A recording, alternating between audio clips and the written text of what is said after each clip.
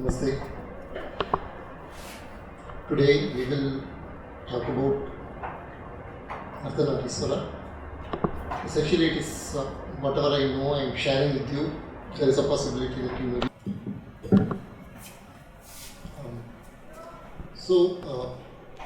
The Ardhanarishwara form, which is a combination of the binaries, the male and the female.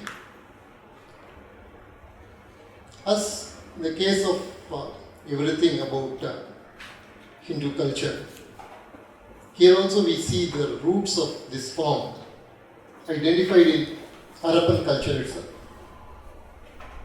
In the Harappan culture, you have this famous proto-seal, where a yogi is seen sitting cross-legged with a lot of animals around him, considered as Pasupati by many.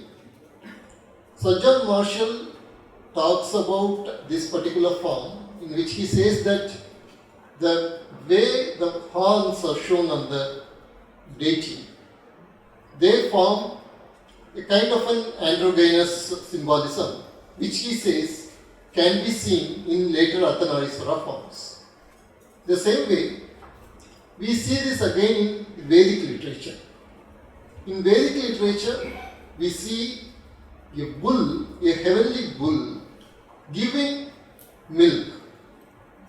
It is in Rigveda, 10th Mandala, the 11th song series. It is addressed to Agni. Dr. David Frawley says that it is the bull of existence, giving the milk of consciousness.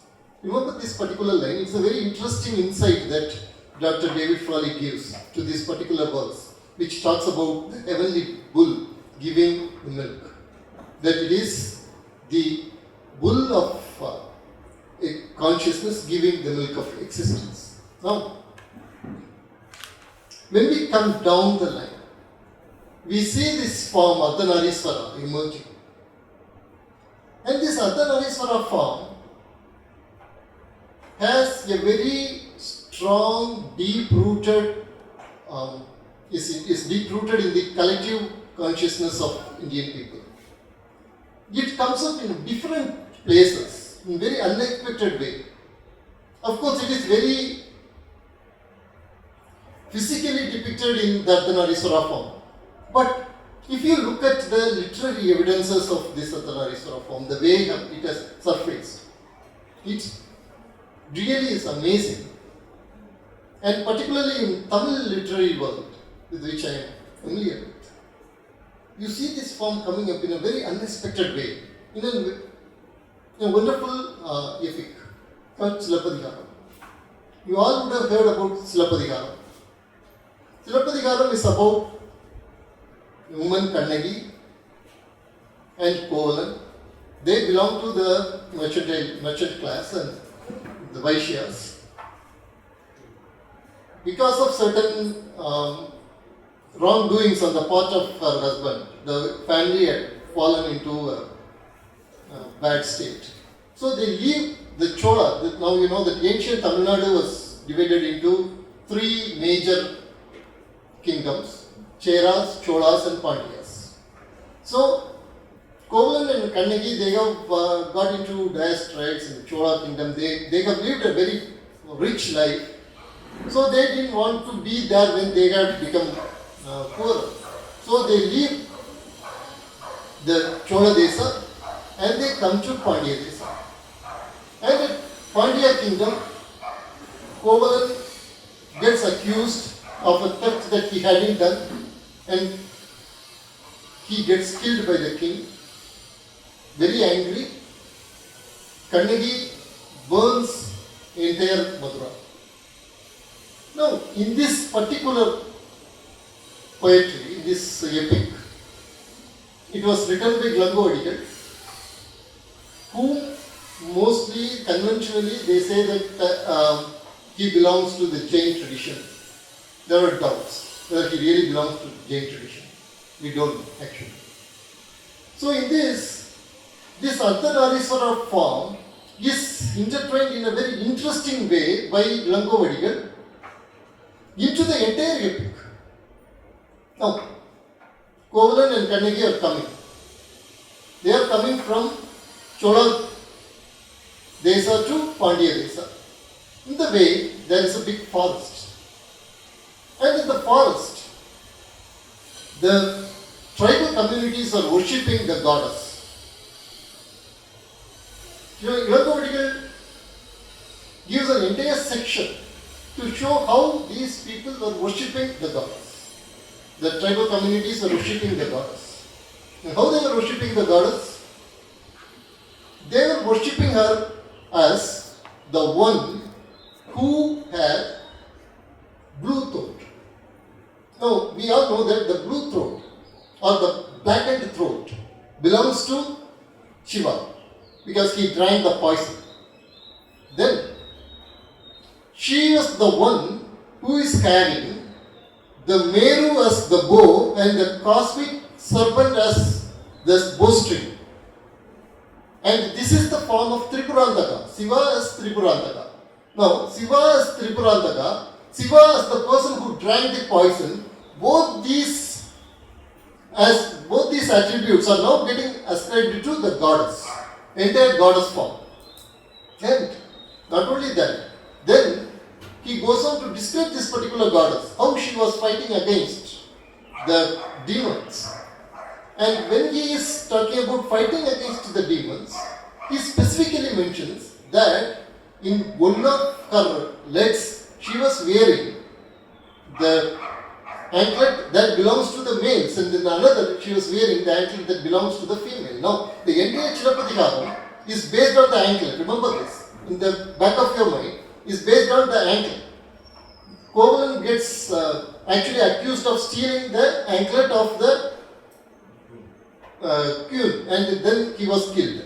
And actually Kannagi goes and proves the innocence of her husband by breaking the anklet and showing that it does not contain the pearls which are common to the Pandya kingdom anklets.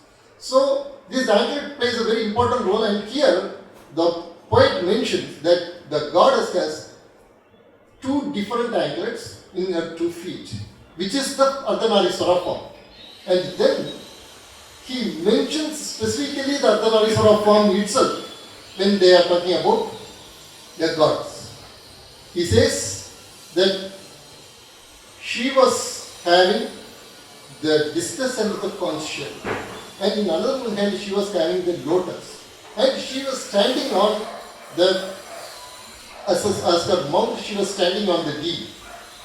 And she, who is this particular goddess? The goddess who has half of Shiva, who in turn has the third eye.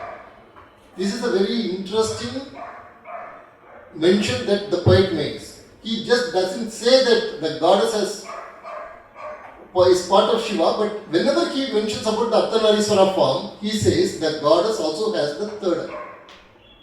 And now, the whole thing ends. The worship of the goddess is over. And then they go to the Mathura, where, as I said, the husband gets accused of stealing the anklet and is punished. He had been killed, he had been given the capital punishment. His head is on one side and the body is on the other side. She comes crying to the king and asks for the justice. And the king says, okay, your husband was actually a thief, so I got him killed. What is wrong in that? And then she says, look inside the anklet.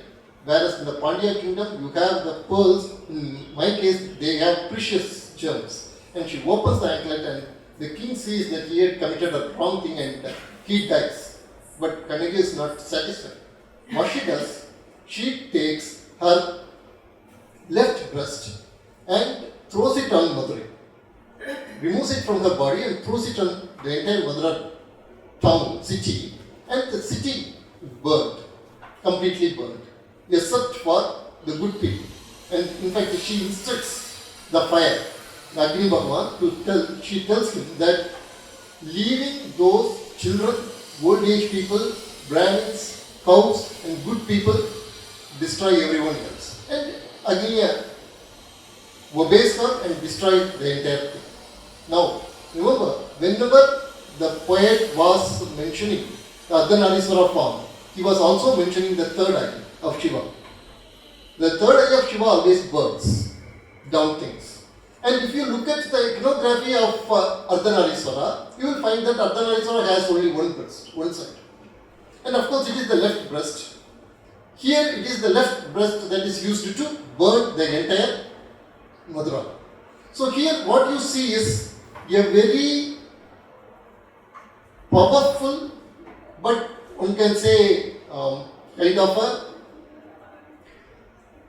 kind of an understream way of merging Ardhanarishwara as a functional archetype with the entire epic. And a counter to this epic comes a long time later in a completely unrelated way, but in a symmetrically opposite way. In Tamil Nadu, at one particular point of time, the entire Tamil Nadu was filled with small cults, which were very narrow-minded, which were very like monocultures of the mind. They were insisting that there is only one way to reality, there is no other way to reality. And then there was a cyber renaissance. The cyber renaissance was started by people called Nayanas, of which the most important one is Thirugnana Sambandar. Thirugnana Sambandar was a child prodigy. When he was just 3 years old, when his father went to take a ritual bath in the temple, he takes Thirugnana Sambandar with him. Now when they do the ritual bath, they get themselves submerged into the water. This little boy who was 3 years old is looking at his father going inside the tank but was not coming out. So he starts crying. And when he starts crying, what happens? Someone appears in a beautiful form and gives him milk to pacify the child. The father comes out and sees the drops of milk on the side of the lips of the child and he gets angry. Whose spittle milk you have drunk? He asks the child and takes a cane and he goes to beat the child. Then the child bursts into a song. And the song is a very famous song. It is called Todudaye Chevi. Essentially it means the one who is wearing the feminine rings in his ears, one of his ears. He was the one who came and gave me this. And he had stolen my heart. Now the whole poem is so beautiful for different reasons. One of the main reasons is that here this 3-year-old child is singing bridal mysteries. Number one. Number two, he is talking about the Ardhanarishwara form, telling that the entity or the divine luminous being who came and gave him milk was wearing the feminine earring in one side. In fact, in the tradition, we know that it was Parvati who comes and gives him milk. And he refers to Parvati in the Shiva's form and tells that it is the feminine earring wearing God who came and gave him milk. And after that, each time, whenever he sings, and he sings a lot of songs, whenever he sings the song, he always refers to the Ardhanarishwara form and stops. So he goes to Madurai. Thirugnana Sambandar goes to Madurai, and Thirugnana Sambandar is also from the Chola Desa. He is from Sirgadi, which is in the Chola Desa, and he goes to Madurai. Madurai, it is already in the hands of, the king is in the hands of Samanas or Jains, and they insist that only their way is the true way, and they have imposed a lot of social restrictions. One of the social restrictions is this: if you look at a person who is wearing vibhuti, then you have to take bath because you get polluted. When you look at a person who is wearing vibhuti, you get polluted, so you have to go and take bath. And when you are going to take bath, somebody asks you, why you are going to take bath again? And you say that, see, I saw this person who was wearing vibhuti. Then that person has to take bath because he has heard about a person wearing vibhuti.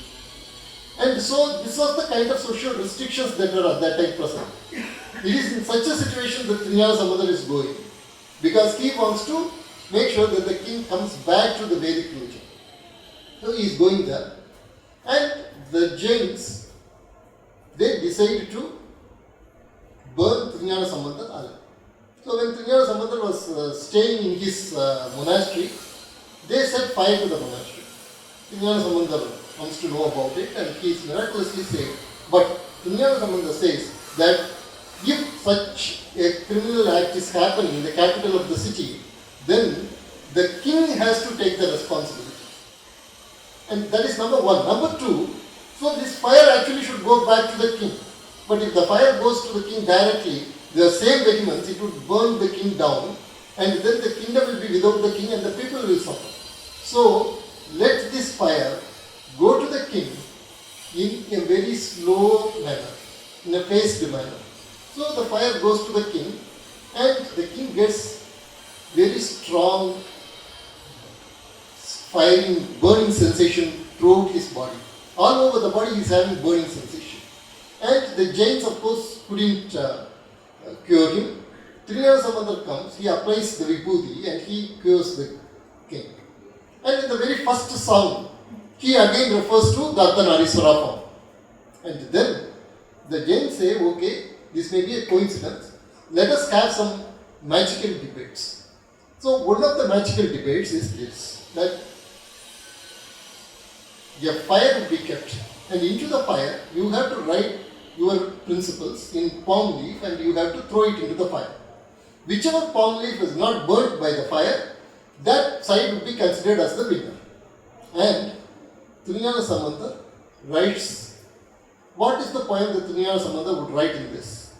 What he does is, he takes all the poems that he had written so far and he puts a thread which is soaked in turmeric into that particular collection of palm leaves, and he gets one particular song. And that song is Vohamartha Punai Mulayal. Meaning is, it is talking about the goddess whose breast is full of milk, which she is ready to give to everyone who seeks. And she is part of Shiva. Now, this particular palm leaf is put into the fire, and it is not burnt by the fire. Now, just think about these two things. One is, through the breast of the fire, the Madhura gets burnt. In another, through the breast of Parvati, a poem that is ascribed to the breast of Parvati, the fire is not touching that particular palm leaf. So this symmetry is created so that it shows that the feminine form in itself has the power to destroy as well as it has the power to protect. And this is an aspect that comes again and again and again. In this, they also involve a process called Samanvaya.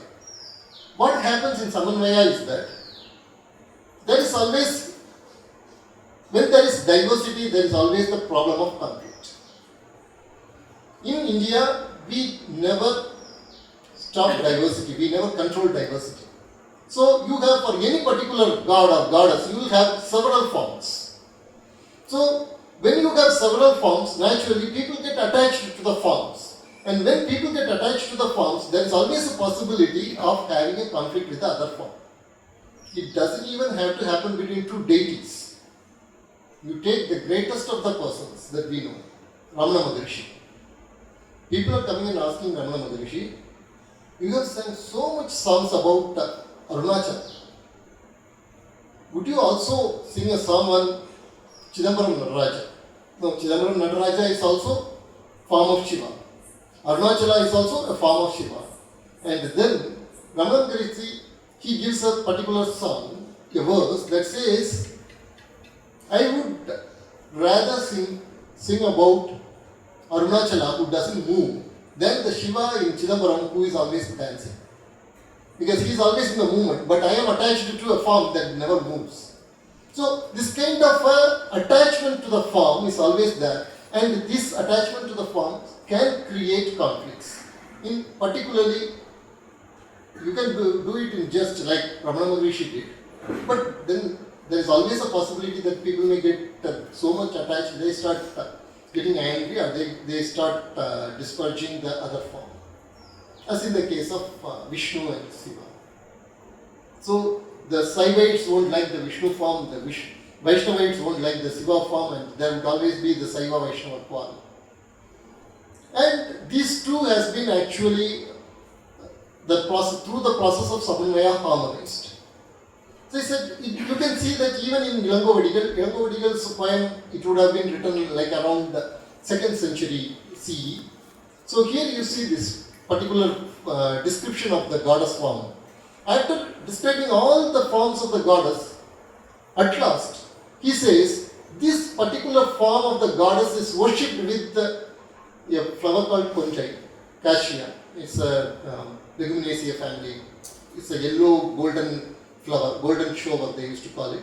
Particularly in the Chitra month it would be there.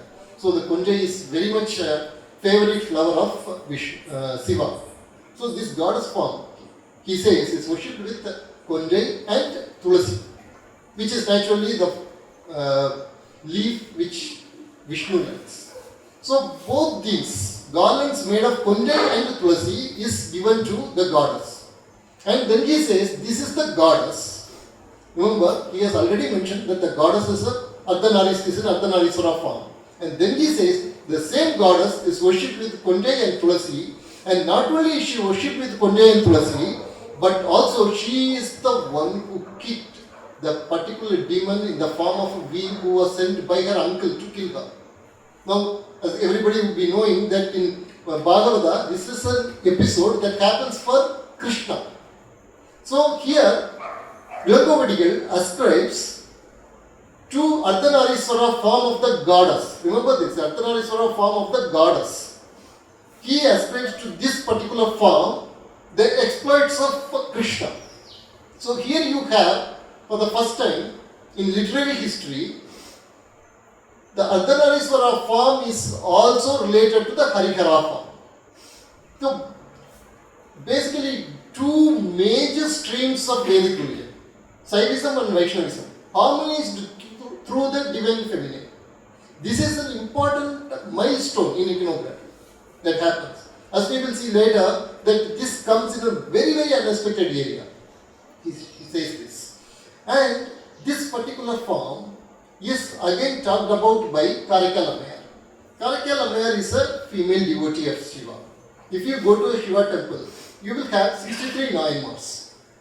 Very interestingly, all the 63 Nayanmars would be standing. All the 62 Nayanmars would be standing. The 63rd Nayanmar is Karikal Ammayar, she would be sitting. So the only female devotee of Shiva, who is worshipped in every Shiva temple in Tamil Nadu, she is the only one who will be sitting. And in fact, Shiva, who does not have father or mother, and it is a very important characteristic of Shiva. He doesn't have a father or mother. He doesn't take avatars. This is a very, very important aspect of Shiva. Shiva never takes avatar. If somebody says, I am an avatar of Shiva, he doesn't know his Saiva Siddhanta. So, point is, Shiva never takes avatar. He doesn't have father or mother. And the greatness of this Karikal Ammayar is that Shiva himself called her mother. A former this particular woman, when she was very young, she got enlightened. And a miracle happened. The husband couldn't bear to live with a woman who is enlightened. So, what he did was he went away from her, married another girl, and then they got a daughter. He named the daughter the first wife's name. Then he came and told her, I can't live with you because you are enlightened. You have the grace of Shiva. So, I have moved away from you. Then what she does, she doesn't want the youthful form. So Karikal Ammayar assumes a demonic form. She assumes this demonic form and she sings a lot of songs. In terms of time, Karikal Ammayar precedes Trinjana Sambandar and all Shiva devotees. And she has created most of radical literary forms in Tamil. And the very music that you call Carnatic music today, that music owes it to Karikal Ammayar. She is a genius at all levels. She is a musical genius, she is a mystical genius, and she was also a woman who was far ahead of her times. And she was, according to tradition, she was going to Kailasha, and she doesn't want to walk on the sacred land. So what she did was, she was walking on her head. And so Parvati, sitting at Kailasha, she looks at this form coming, walking on its head, the demonic form. And she is kind of perturbed when she asks Shiva, who is this? Who is this being that is coming, walking at this, in such a demonic form? And then Shiva says, this is our mother. So, this particular title of somebody being the mother of God is given only to Karikalammayar. And Karikalammayar has created this form called Antadi. Antadi is, as you know, where one particular verse ends, the next verse starts with the same word as the previous verse ends. So that form was actually invented by Karikalammayar. She wrote a beautiful thing called Appuda Thiruvandari, in which she describes the form of Shiva thus. When you look at you from one side, I see that it is the form of Vishnu who measured all the three worlds. When you look at you from the other side, I see that it is Uma. And so from both sides when you look at you, I see that you are feminine, completely feminine. Is it really true that you are a male, or are you really a female? So this is the point where all these gender lines become blurred. In the case of Hinduism, any god can be also worshipped as a goddess. This is ingrained in the very Hindu culture so much, so that you will see, for example, if you go to Singapore, there is a Veeramagaliamman temple. In Veeramagaliamman temple, as in the temple Gopurams, there is a beautiful, in the southern side, always in the temple Gopuram, you will have a Dakshinamurti. Shiva sitting as the supreme teacher of Jnana, surrounded by the rishis.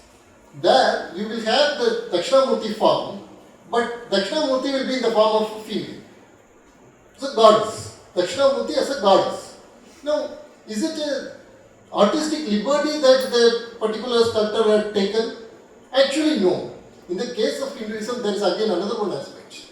If you take the Western art, very beautiful Western arts are there. If you see it very clearly, you will find that the sculptor takes an external model, looks at that model, and then based on that model, he transfers that model to the particular classical time, whatever that he wants to draw, and then he draws that human form. In the case of Indian art, you don't look at the external object. The sculptors are supposed to go into contemplation and they have to meditate. Based on the meditation, they get the form, and they already have the Shilpa Shastra, and based on the Shilpa Shastra and the meditated form they have to combine and they have to create. So here mostly the forms are coming from inside rather than looking at the outside. And here you have these sculptures. When you have this, what is actually happening is they are deriving from something that is a collective unconscious of the Hindu nation, and they are creating these forms. So you have here the goddess, Dakshinamurti as a goddess. And if you look at the roots of this, you have it here in Karikalammayar, in Chirapadika. And if you go back, as I said, in Vedas itself, in the Rig Veda, where it is said that the bull can give the milk.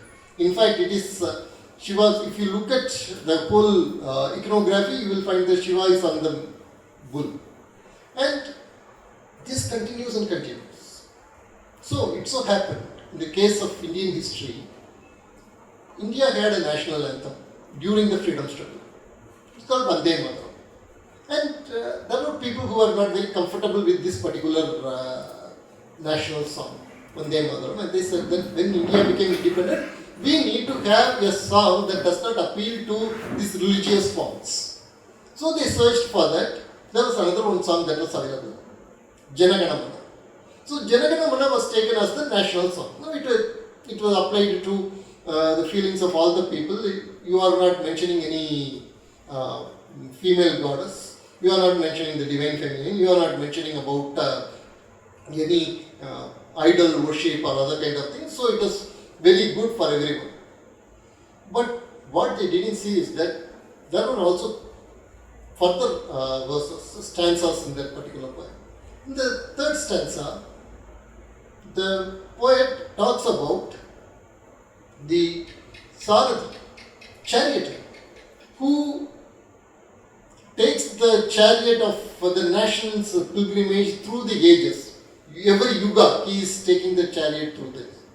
And his sacred conch shell, the sound from the sacred conch shell, it removes all the fears of the people. Now we know what this particular imagery is about. Who is this charioteer? Who is taking the people through the ages and whose conch shell removes the fear? It is very clearly Krishna. And then comes the next stanza in which the poet talks about a goddess who is taking care of the people without her eyes even blinking for a second. Unblinking eyes. With unblinking eyes, the goddess is taking care of the people, and whenever the people get into bad nightmares and get disoriented, she, because of her affection and ever vigilant eyes, takes care of the people. And she is Negamagi Mata. And so you have the Sarathi in one stanza, the next stanza, the same Sarathi becomes the goddess. And the last stanza, the poet ends telling that who is all this? The charioteer, the goddess, and who is that? Rajeshwara, the king of the gods, or the Mahadeva.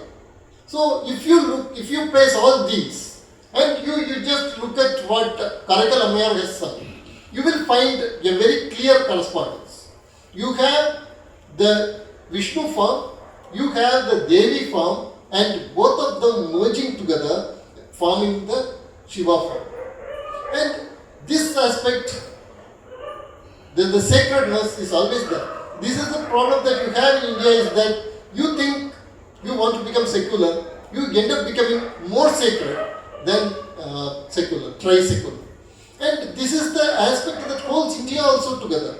This form of goddess being with a god, and they merging together and creating a divinity that does not have gender boundary lines. This particular aspect of Hinduism is very clearly shown in Ardhanarishwara. Now, this Ardhanarishwara form is again and again spoken in our tradition in such a way that it has given place to women empowerment. Now, if you look at countries all over the world, you will find that the women empowerment, or talking about the equality of women, it comes after a particular phase, after the society or the nation or the culture enters the modernity. When it becomes modern, then it talks about empowering them. In the case of India, it is not so. In the case of India, it is the empowerment of women that is not conditioned by the socio-economic milieu, the socio-economic environment. Here, what happens is the ability to treat women as equal to men is there ingrained in us, very much ingrained in us. That is the reason why we have the term called Rani. Just think about it.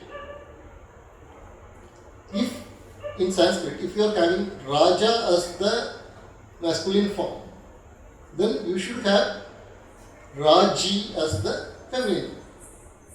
Why we are having Rani? It's a very interesting question that we have to ask. Because in Lalita Sahasranama, you actually have this as the second name, Mada Sri Maharajni. Rajni is what becomes Rani. So in India, you don't call once upon a time when you tell stories to the children, we start telling once upon a time there was a Raja and a Rani. We never tell a Raja and a Raj. Right? So what is this difference is, Bhaskar Raya, who had written a commentary on this particular aspect of term, this particular name, he says that Rani is one who is royal by her own nature. Raji is one who acquires her royal power, status, from being the wife of a Raja. So Rani is one who is Rani by her own nature, by her own swabhava, she is Rani. Think about it. In the entire history of humanity, is there any other pre-modern culture that has created so much amount of number of queens who could take their own decisions? There were of course queens like Victoria, Elizabeth, but they were mostly figureheads. But actual decisions were taken by the male ministers or the cabinet or whatever. But in the case of India, if you see, Rani, Jhansi Rani Lakshmi Bai, of course, and you have Rani Mangamma, you have Rani Ahalya Bai. You can go on telling Rani Durgavati. So, in the case of Rani Durgavati, she chooses a tribal as her husband. You have this much number of Rani Ahalya Bai, you have this much number of Ranis who can take their own decision, who ruled, who fought in the battlefield. You don't have this in any other culture, mainly because you realize that you understand that in this culture, the female has her own self, and that self is equal to the male, and it is recognized right from the Vedic period. In fact, Brihadaranyaka Upanishad, you have the statement telling that the self becomes the male and the female. And then why does a husband respect or love a wife? It's because, not because she is a wife, it's because she is the self. Why the wife loves the husband is not because he is the husband, it is because he is the self. So here, it is the same self that becomes the husband and the wife. And hence it has also a very strong sociological impact on the entire culture. Now, you may ask the question, but what about India being where there is a lot of atrocities on women and other things? Remember, the atrocities on women, the subjugation of women and all that is because of the socio-economic conditions. Whereas the emancipation of women is despite the socio-economic conditions, and it is because of the motivation or the inner strength of the culture. If you take all the countries around India, which got decolonized during the same time, you will find that women are better in India than any other country. So you call that such as parity. If everything is equal, then you will find that in India there is more women emancipation, more women empowerment than anywhere else because of this particular concept which says that the self is the husband and the wife, the self is Shiva and Parvati. Then in Lalita Sahasranama there is another one very interesting thing that comes. It called, when telling the different names, it says Sri Kandartha Saririni. So here it is talking about again Ardhanarishwara form. In this Ardhanarishwara form, it is called Sri Kandartha Saririni. What is Sri Kanda? It's a Shiva. Sri it has two meanings. One is poison and another one is beauty, auspicious beauty. So how can poison become auspicious beauty? There are always instances where beauty can be poisonous. Something that is very beautiful can actually be really poisonous. But when Shiva takes the poison in an act of supreme sacrifice, what happens? The poison becomes beautiful. And it is this Shiva's part is Shakti. And then Bhaskar Raya adds another one very important comment. He says that Sri Kanda actually means Agara, the first alphabet. And this first alphabet also refers to Para.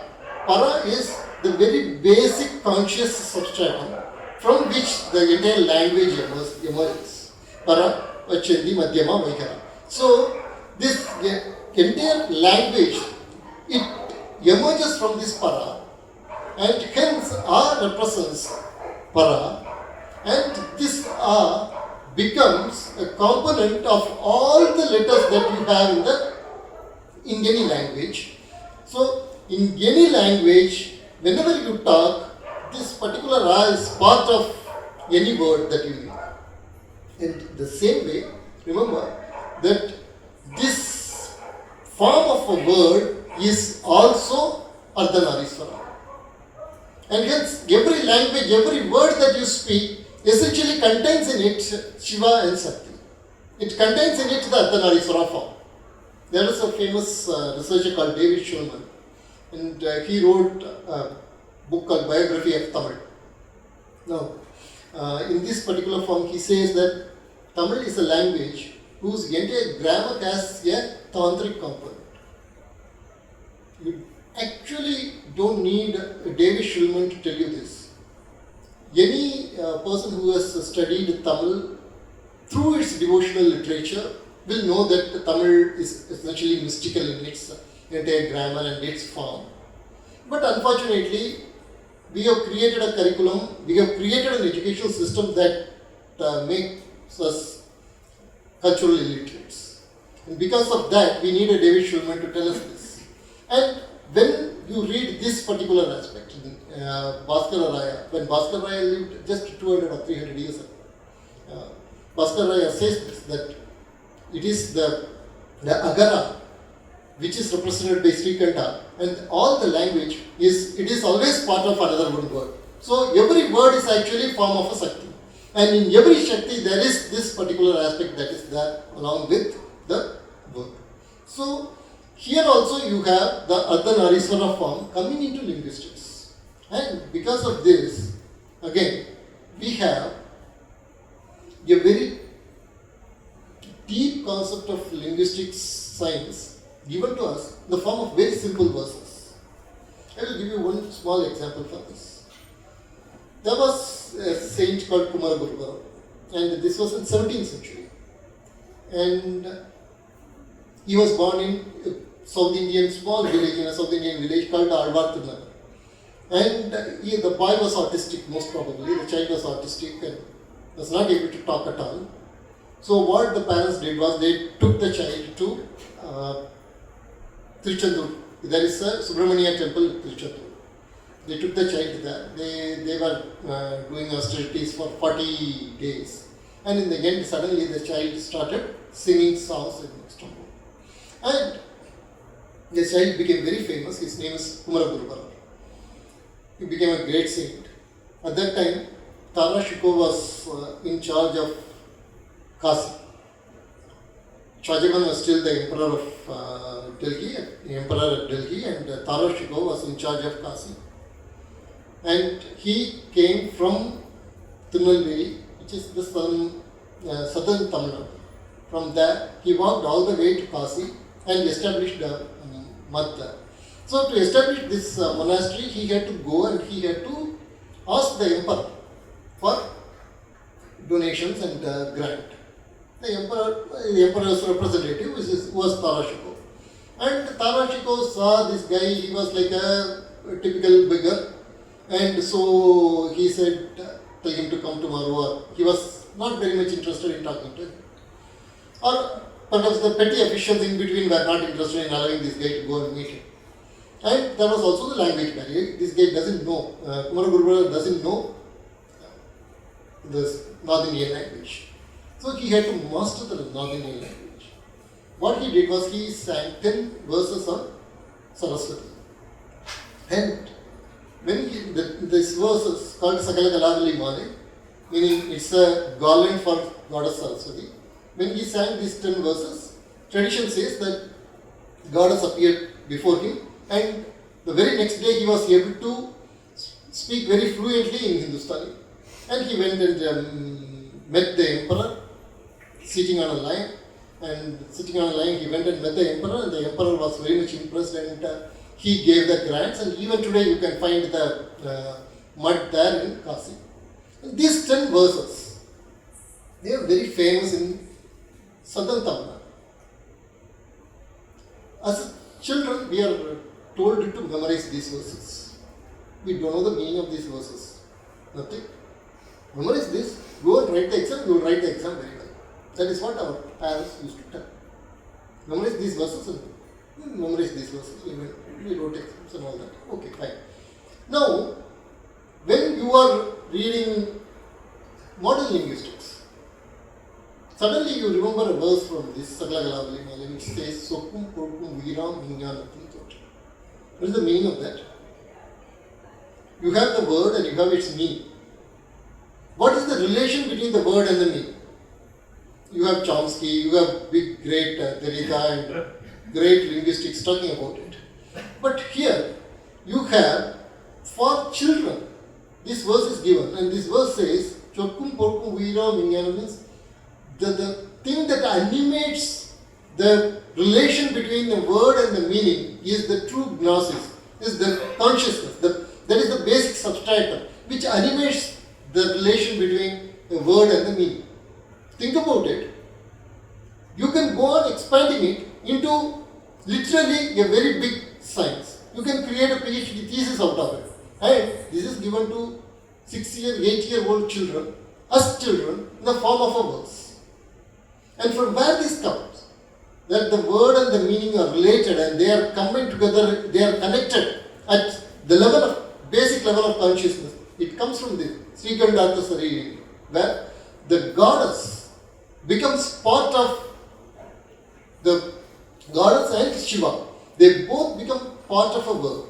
Every word is animated by them. Every word, both are present.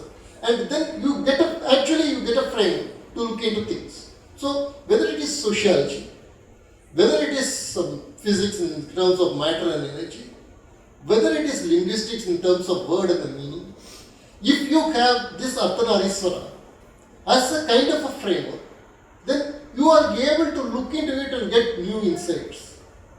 Whether it is history, whether it is literature, if you want to look at the unity of India, you can see this. Take Arthanarishwara and go through each and every language in India, every literature in India, and you see whether how this particular form has manifested itself in these different literature, in different time periods. Think about it. Tagore definitely has not read Kalikalamaya. Tagore was in Andhra Pradesh when he wrote this particular song. When he looked at the dawn, he saw the dawn as the dawn of India. And of course, you know that dawn, we call it as Ushas, and it is a goddess. And Rabindranath Tagore comes in the lineage of Brahma Samaj, which does not care about idol worship. It was against idol worship, because Brahma Samaj was modeling themselves after the European monotheism. But when the poet touches the heart of India, what is the form that comes out naturally? It is the form of Arthanarishwara in its entirety. And Arthanarishwara is not just Parvati and Shiva, it is also Vishnu and Shiva. And in all this, there are no gender boundaries. The gender boundaries are loose. I read some research where they were talking about these genders and they were telling about quite a lot of genders, 25 genders or something like that. And then that particular scientist, I forgot his name, he makes a very interesting remark. And that remark is actually true for entire Indian culture also. The remark that he makes is, the genders are not categories. They are a continuum. They are like different wavelengths in a spectrum. So, if you think about it, when you look at the Arthanarishwara form, you know that from a particular part of Arthanarishwara you can take and you can create a gender out of it. Every gender can identify itself with Arthanarishwara, whatever form they are. You call it queer, the better word would be gender variance. So, every gender variant can identify himself or herself with the Arthanarishwara. So, at every level, whether you are thinking in terms of gender pluralism, Arthanarishwara has a framework. Whether you are thinking in terms of linguistic diversity as well as unity of India, Arthanarishwara has a template for you. It gives you a framework. It gives you an insight into the entire thing. And it is this that makes Arthanarishwara very important. And it is that throughout Tamil Nadu. If you go to Tamil Nadu, in almost every temple you will have Arthanarishwara form. And this particular form is also shown in a formless way in Shivalinga. where you have both the feminine as well as the masculine. And this particular form, the form of a fairy column, contained in an earthly symbol. Think about it. It shows that the very energy that is the consciousness can be also grounded, in very mundane forms. And in no way one is superior to other or one is inferior to other. And because of this, you have an earth-based Kundalini, which ultimately becomes the fire of consciousness. So, at every level, if you look, every level of reality, just like the dance of Shiva, this also gives you a very clear form of looking at reality. Take the dance of Shiva itself. If you look at the dance of Shiva, in the left hand, what does he hold? He holds not the damaru, he holds the fire. The left hand, he holds the fire. And fire symbolizes destruction or dissolution, creative fire, whatever it is. Look at the left leg. And also he has got another one left hand. If you look at that left hand, it will be in the form of Gajakasta, which is an elephant symbol that shows like this. And if you look there down, you will find there is his left foot. The left foot is raised and the hand points towards that left foot. What does the right foot We can see does? just behind you. We can see Yeah. left hand of that. Right. And so the right foot is there on Muyalaga. You look at him. So this Muyalaga is actually a small dwarf form. And the problem with him is he can only see outside. He cannot see towards himself. It is the ego. He symbolizes the ego, or he symbolizes whatever is negative in us. And he is putting his leg on that, crushing. But the other leg, the left leg, that is the most important thing. The left leg that belongs to the goddess, that is the leg that tells, okay, don't be afraid that I am crushing that ego of yours. It is for your liberation and it is for your ultimate bliss. And it is through the left hand he is showing that.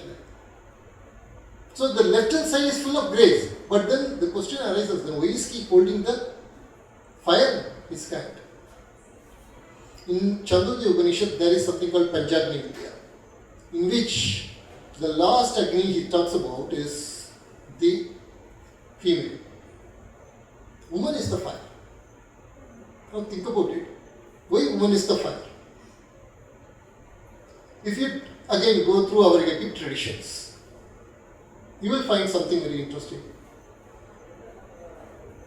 Kannagi was not the only one who destroyed a city with fire. Sita also destroyed a city with fire. Right?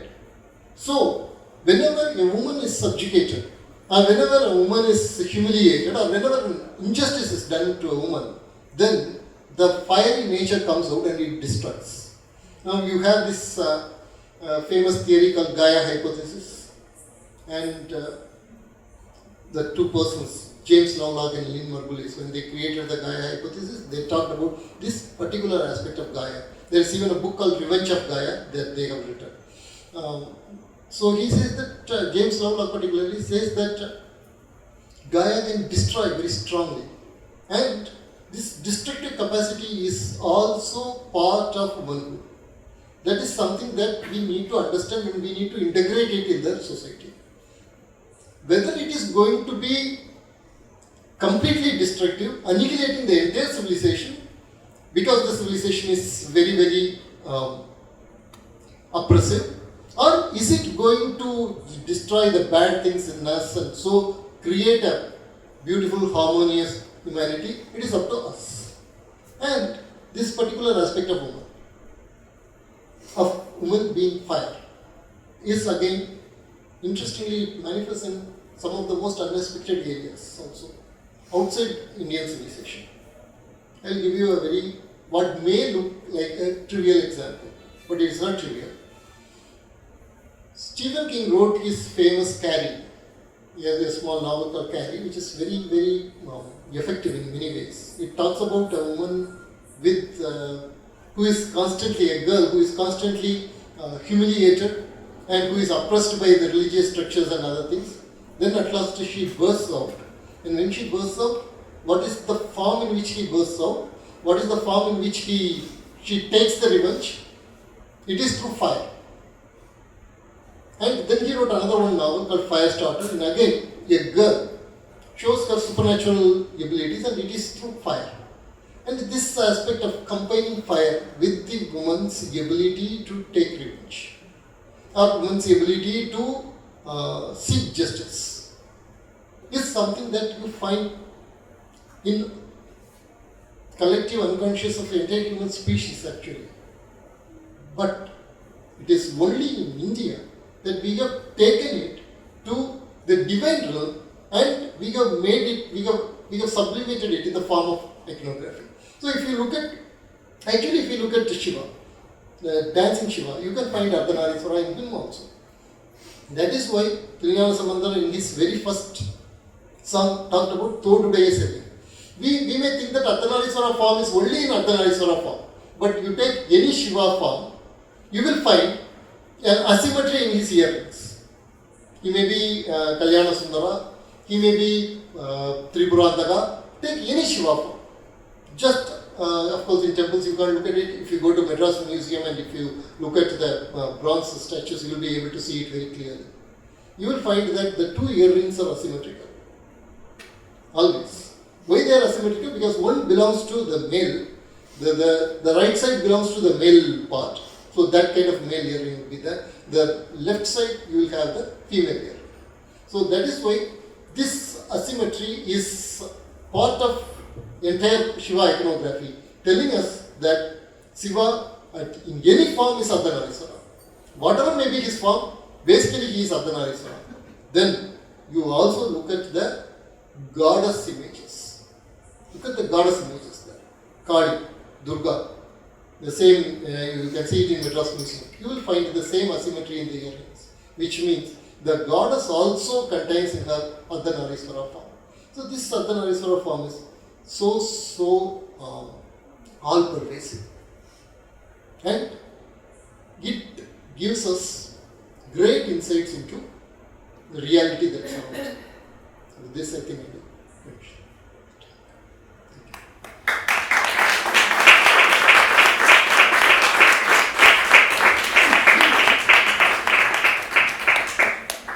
Does anyone have any questions?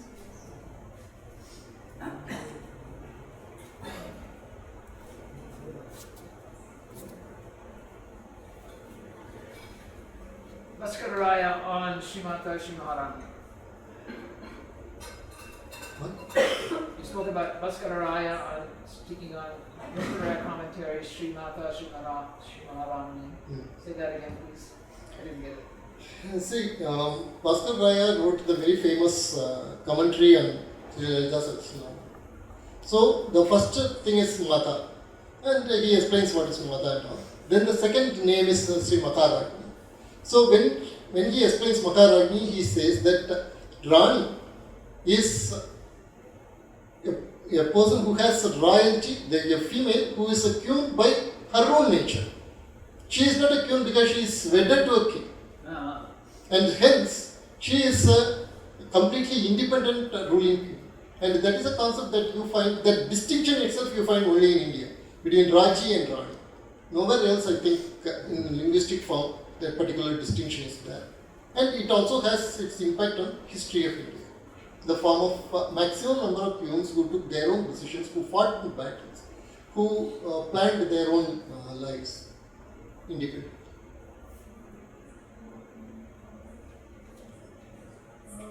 So thank you for giving us this entire explanation of the entire prevalence of Ardhanarishwara throughout our culture and in every form of Shiva. Obviously, from what I understand is that he's called Ardhanarishwara and not Ardhanarashwari. So it is definitely a form of the feminine present in the masculine rather than the form of the masculine present in the feminine, if I may from what I understand. And I understand that there is the huge reverence of Shiva on one side and Parvati on the other side, Shakti on the other side. So my question is that why was the necessity to actually conjoin the two of them to have one form where both of them are together, especially in the male, where Shiva has the form of Parvati, but nowhere we hear that Parvati has the form of Shiva, but it is Shiva who has the form of Parvati in him. Is it related to the fact that the male has the two types of chromosomes, where you have the X and the Y? Is it scientifically? That is very much possible, but the point is, thank God you asked this question, because I left something very important and that actually answers this question. Adi Shankara answers your question long back in Saundarya Lagari. In verse 23, he talks about how he looks at goddess and says, because of your tapas and love, you got half of the body of Shiva. But when I look at your form, I consider that it is your form which is, your form has completely occupied the form of Shiva. And in Tamil Nadu particularly, you don't have just Ardhanariswara. And as I told you in Lalita Sahasranama very clearly, you call Sri Gandhartha Saririni. Okay, Sri Gandhartha Saririni is there, so it is the feminine name. You have, in Tiruvachiur, you have Paham Priya. Paham Priya means she who doesn't move away from one half of the god. Okay, and then you have, in Silappadiyaram itself, you have the term, the feminine term of Ardhanariswara. Of course, you don't call her Ardhanariswari, but you tell that Paham Undula, she is the part of the god. And then there are, in terms of iconography, as I said, in the earrings they used to show it. And in the earrings when they show it, they show for both the god and the goddess. Okay, so we can very clearly we can say that both the forms were enjoined only in the male form. It was also there in the female form. And in literary evidence you have this very, very again and again and again. They speak of the goddess as consuming the entire body of Shiva. And hence Shiva becomes part of the goddess. That aspect is there in our literature. But in terms of iconography, we don't know the reason why Ardhanariswara alone is being called as Ardhanariswara. In terms of goddess iconography, they have shown it in the form of earrings. So both joined together. Okay, true.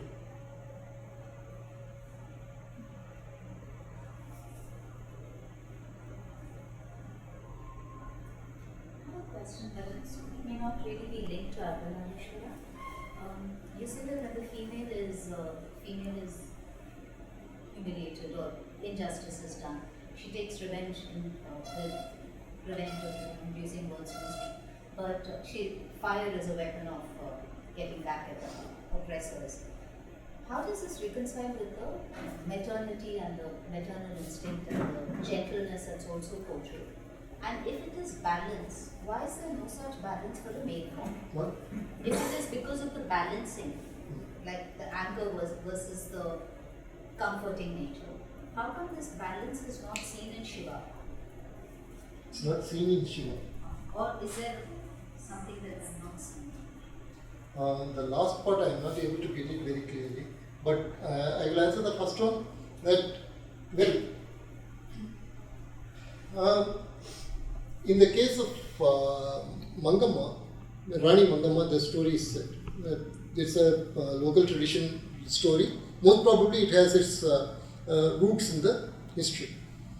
She was like 17th or 18th century queen who ruled Tamil Nadu. It is said that her son was used to be a very bad person who used to terrorize women. So the complaints came to her once, twice. She warned him. And then what she did was, she got him brought to her, and his face was covered with the cloth, and then she decapitated him. Okay. So this thing that because of the maternal instinct, the fiery instinct for justice won't be there in women is actually wrong. In fact, it is a higher, you can tell that it is a higher maternal values that take over. For example, in the case of Gaia, you take the case of Gaia, what happens is when, this is what James Lovelock says, that when Gaia says that a particular species is going out of control and is playing havoc with the entire ecological balance, she removes it. She completely destroys it, and that particular strand of life is completely removed from it. She is the mother of that particular species, but she doesn't care about it because the overall Gaia takes precedence. So in the case of Kannagi, for example, she makes a precaution. She says that, she tells Agni, don't go to old people, don't go and harm the children, don't go and harm the cows, don't harm the good people, destroy everybody else. The same way, Sita also, she, because of her, Hanuman pushed to fire entire Sri Lanka. Right. So the thing is, women, this is something, another one reason why men are actually afraid of women. I mean, in a very serious sense, not in a very jovial manner, I mean humorous manner, in a very serious sense, we have always been afraid of, the cultures have always been afraid of it. Take the example of Ramayana. In original Ramayana, just think about this particular aspect. Ahalya's liberation from the curse. Okay, Ahalya's liberation. What is that comes to our mind? What is the imagery that comes to our mind? Rama's feet touching the stone and Ahalya coming out. Now, you read the original Valmiki Ramayana, there is nothing like that. What happens is, Ahalya is doing a penance inside the hut. Sri Rama goes and touches her feet and tells Lakshmana that to touch her feet, she is like our mother. And in original Valmiki Ramayana, she is not even deceived by Indra. Valmiki says, Maharishi says that thinking that she is very beautiful, that Indra himself had come, she voluntarily gave herself. So, because of that, she realizes it is wrong, she is doing penance, and then Rama comes and touches her feet. Now see how it has been transformed. Right? It is because you always have this feeling that women should be controlled. The body of women should be controlled, the marriage age of the women should be controlled, and all societies have this child marriage, pre-modern societies have child marriages. And that is the reason why if we female, when suppressed so much, she erupts and she destroys. And that is why you have to respect the feminine. For the birth of Kartikeya, it is the combination of Hari and Hara, no? Hari Hara? No, that is Ayyappa. Sorry? That is for Ayyappa. Ayyappa. Ayyappa. So, if that is the case, where Hari and Hara actually come together and then Ayyappan is born, automatically then the maternal balance that Deepa is asking is probably existing in both Hari and Haran. So Here in our tradition, no, Hari is taken as synonymous with gods. Synonymous with gods. That is a very important thing. In Saivite tradition particularly, Vishnu is often considered as a feminine person, more feminine and more identified with goddess. And in Vaishnava tradition, what they tell is, he is not identified with the goddess, but Yoga Maya is through which, it is through Yoga Maya he does everything. So you have this very famous verse in Arunagiri, where he says that Hiranya was killed by the gods. Of course, we know that Hiranya was not killed by gods, it was killed by Vishnu, the Narasimha. But he says that she was the one who killed Hiranyakasipu, and he was the one who severed she was the one who severed the head of Brahma. Both come in the same verse, and one is related to Vishnu, another one is related to Shiva, and both are considered as emanations of the goddess. This is the tradition that comes from, there is a tradition called Uttara Kaula, a Shaktic tradition called Uttara Kaula, and it is from there we get this particular strand of literatures. I mean, this gets combined into the entire literary forms, and from there we get this.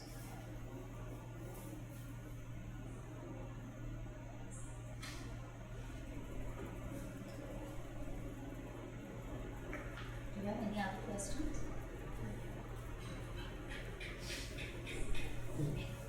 I'd like to thank Aravindan ji for taking the time to take